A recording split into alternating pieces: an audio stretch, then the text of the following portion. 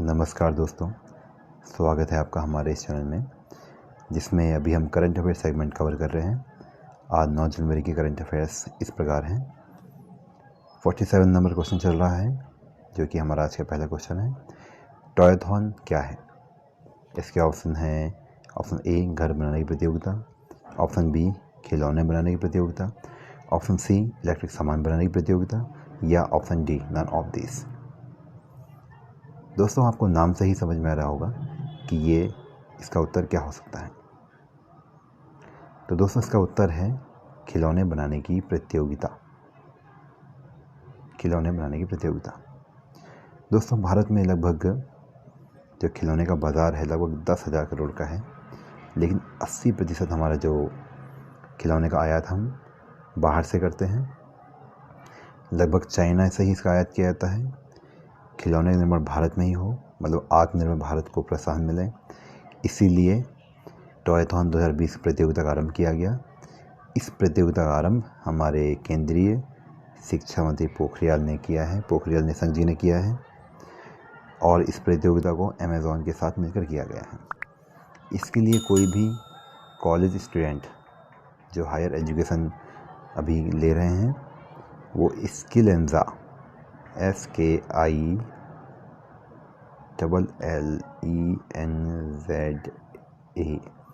ये वेबसाइट में जाके आप अप्लाई कर सकते हैं। और दोस्तों, इस प्रतियोगिता की जो लास्ट डेट है, आखिरी डेट 19 जनवरी है, और इसका विजेता का जो प्राइज़ हमें मिलेगा, जो भी इसमें विनर होगा, उसका 10 लाख रुपए है। तो दोस्तों, आप अगर किसी कॉलेज में पढ़ाई कर रहे हैं तो आप इसमें अप्लाई कर सकते हैं। अब हम बढ़ते हैं अगले क्वेश्चन की तरफ। दुनिया के सबसे अमीर व्यक्ति कौन है? ऑप्शन इस प्रकार हैं: option A Bill Gates, option B Jeff Bezos, option C Elon Musk, option D Mukesh Ambani. बताइए दोस्तों।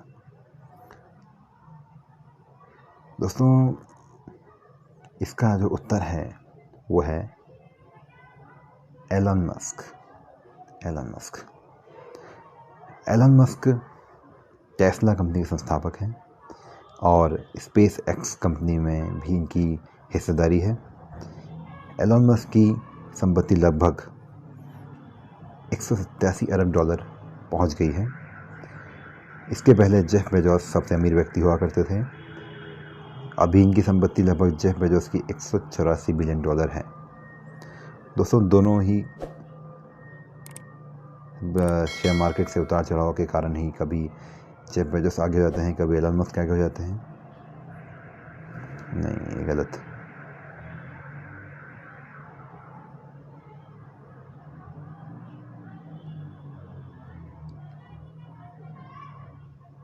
दोस्तों, हम अब बढ़ते हैं अगले क्वेश्चन की तरफ। दुनिया के सबसे महंगे खिलाड़ी कौन हैं? Option A Lionel Messi, option B Marcus Rashford, option C Cristiano Ronaldo, option D Erling Haaland. Friends, इसका आंसर थोड़ा सा मुश्किल हो सकता है, तो इसका आंसर मैं आपको बता देता हूँ। इसका आंसर है मार्कस रैशफोर्ड, जो स्वीडन में खेलते हैं। उनकी नेशनल टीम स्वीडन है, और इनकी मार्केट वैल्यू लगभग 1400 करोड़ से भी ज़्यादा है।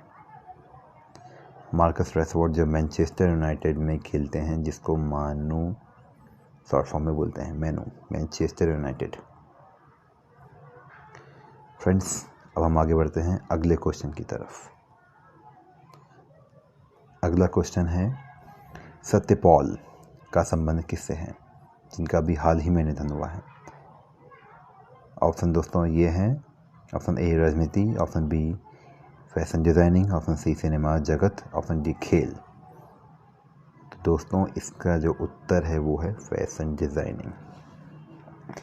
सत्यपाल जी का निधन आज ही हुआ है, आज 9 जनवरी को।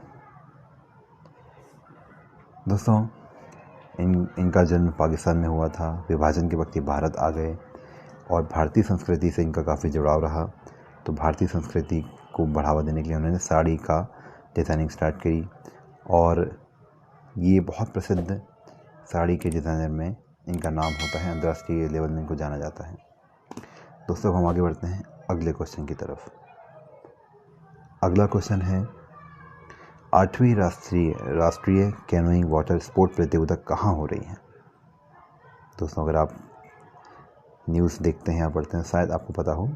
इसका ऑप्शन इस प्रकार है। ऑप्शन ए है Bada Talab Bhopal, option B Ujjain, option C Sahastradhara Narmada नदी महेश्वर खरगोन, ऑप्शन डी भेड़ाघाट जबलपुर। दोस्तों इसका सही उत्तर है ऑप्शन सी सहस्त्रधारा नर्मदा नदी महेश्वर खरगोन। इसमें लगभग 10 प्रदेश के खिलाड़ी भाग ले रहे हैं। लगभग 70 प्लेयर्स इसमें हिस्सा ले रहे हैं।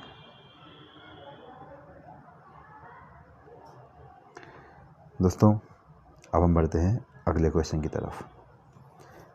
अगला प्रश्न है अमेरिका के रक्षा विभाग का मुख्यालय किस नाम से जाना जाता है। Option A White House, option B Pentagon, option C Capitol building, option D none of this. दोस्तों इसका जो उत्तर है वो है पेंटागन। दोस्तों अगर आपने न्यूज़ देखा होगा तो आपको पता चल ही गया होगा कि अभी अमेरिका में किस तरह का बहुत बड़ा बवाल हुआ। ट्रंप समर्थकों ने किस तरह संसद को घेरा और पूरी दुनिया में अमेरिका की बहुत बदनामी हुई। तो पेंटागन रक्षा विभाग का मुख्यालय है। अभी डोनाल्ड ट्रंप वहाँ के प्रेसिडेंट हैं। जो बाइडेन चुनाव हालांकि जीत चुके हैं पर डोनाल्ड ट्रंप हार नहीं स्वीकार कर रहे हैं। तो पेंटागन में उन्होंने रक्षा मंत्रालय से रक्षा मुख्यालय से संपर्क किया था ताकि वो उनका उपयोग करके सत्ता में काबिज रह सकें।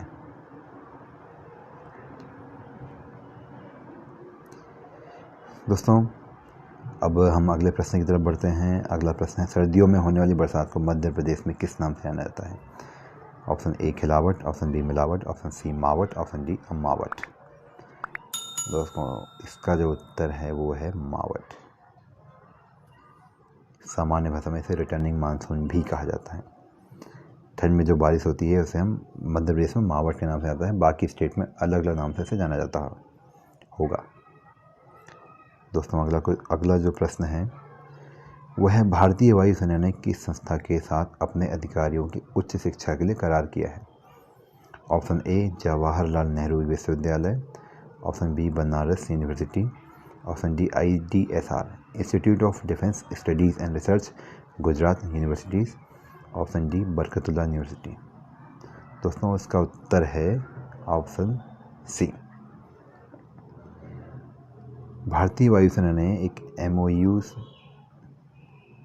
साइन किया है यूनिवर्सिटी से। कोई भी अधिकारी इस यूनिवर्सिटी से अपनी एजुकेशन आगे की कर सकता है, चाहे वो कोई भी एजुकेशन PhD हो या कोई भी हायर एजुकेशन। दोस्तों अब हम बढ़ते हैं अपने आज के सबसे आखिरी सवाल की तरफ। तो आखिरी सवाल है 16वीं भारतीय प्रवासी भारतीय दिवस का आयोजन कहाँ किया जाएगा। Option A New Delhi, option B Mumbai, option C Ahmedabad, option D virtually. दोस्तों जिस तरह का माहौल अभी है तो आपको इसका उत्तर समझ में आ ही गया होगा। तो जो इसका उत्तर है वो है option D virtually. Covid pandemic के कारण, कोविड महामारी के कारण अभी ज़्यादातर आयोजन वर्चुअली ही किए जा रहे हैं। दोस्तों प्रधानमंत्री जी इसका वर्चुअल उद्घाटन करेंगे। इस बार का इसका विषय है आत्मनिर्भर भारत में योगदान। युवा प्रवासी भारतीय दिवस 8 जनवरी को मनाया जाएगा। आज का हमारा करंट अफेयर्स सेशन यही समाप्त होता है। कल दोबारा मुलाकात होगी। तब तक के लिए अपना ख्याल रखिएगा।